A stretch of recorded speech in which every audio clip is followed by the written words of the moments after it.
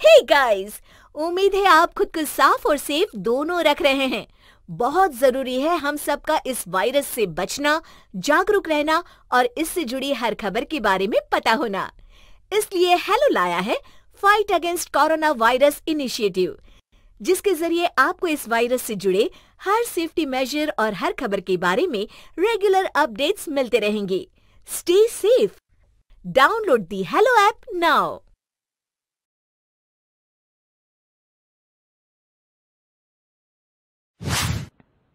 लक्ष्मी का अपने घर में पूरा दबदबा था। हिटलर की तरह वो सारा काम अपने पति और बेटे से करवाती। धीरे धीरे उसके पति की तबीयत खराब रहने लगी। सुनो जी, अब आप बुजुर्ग हो गए हो, काम में भी अब हाथ आपके फुर्ती से नहीं चलते। अरे भाग्यवान, भगवान से डर। तुझसे मैंने शादी अपने इकलौते बेटे के अच्छे पालन पोषण के लिए की थी, लेकिन तूने तो उसका बेड़ा गर्क कर दिया। मैंने क्या किया? पढ़ाया लिखाया, अब नौकरी नहीं लग रही तो मैं कैसे जिम्मेदार हो गई? अब घर में बैठकर रोटी तोड़ रहा था तो मैंने कहा काम ही कर ले।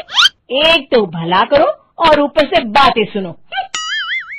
तभी सारंग वहां आ जाता है।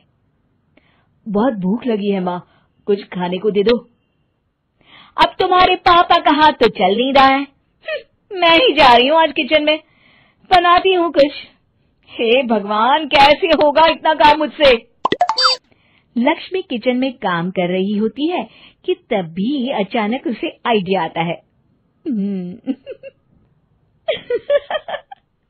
अरे मैं भी ना, अरे यहाँ तो फ्री की नौकरानी ला सकती हूँ मैं, फिर मैं क्यों खाना बना रही हूँ?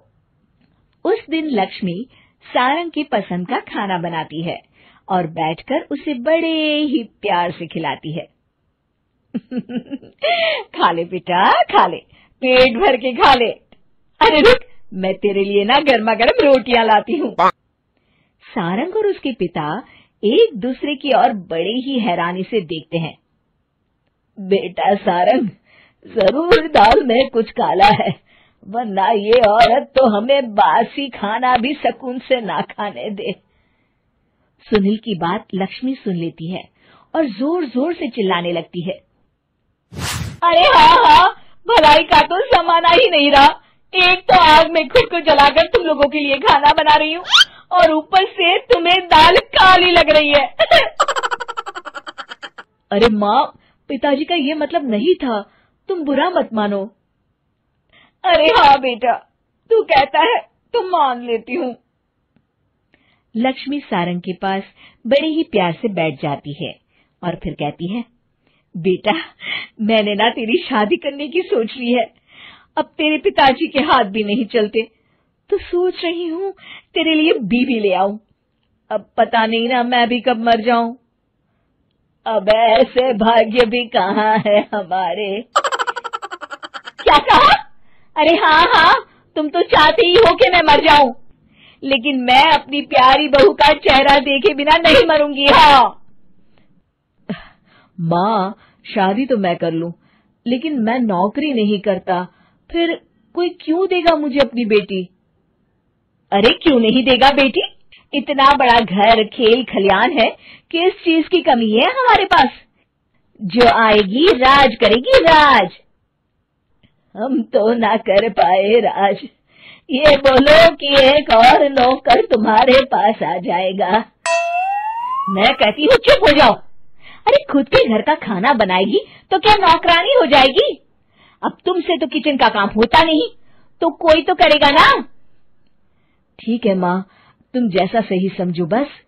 अब मेरी एक शर्त है, लड़की जो भी हो वो दिखने में कैसी भी हो या कहीं की भी हो, बस पढ़ी लिखी होनी चाहिए।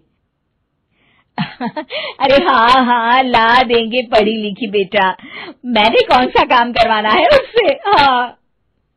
और फिर एक दिन पास के गांव की ही रति से सारंग की शादी हो जाती है। रति दिखने में बहुत ही सुंदर थी, साथ ही साथ काफी पढ़ी लिखी थी। रति को लक्ष्मी के सौतेले होने की बात पता नहीं थी। शुरू शुरू में जब रति ने सारंग को घर का काम करते देखा तो हैरान रह गई। अरे, ये तो अच्छी बात है कि आप घर का काम करते हैं, लेकिन मैं तो घर में ही हूं ना, आप क्यों कर रहे हैं जी? जाइए, आप नौकरी के लिए अप्लाई कीजिए ना। तभी लक्ष्मी वहां आ जाती है। अरे रति बहू, करने दे उसे काम।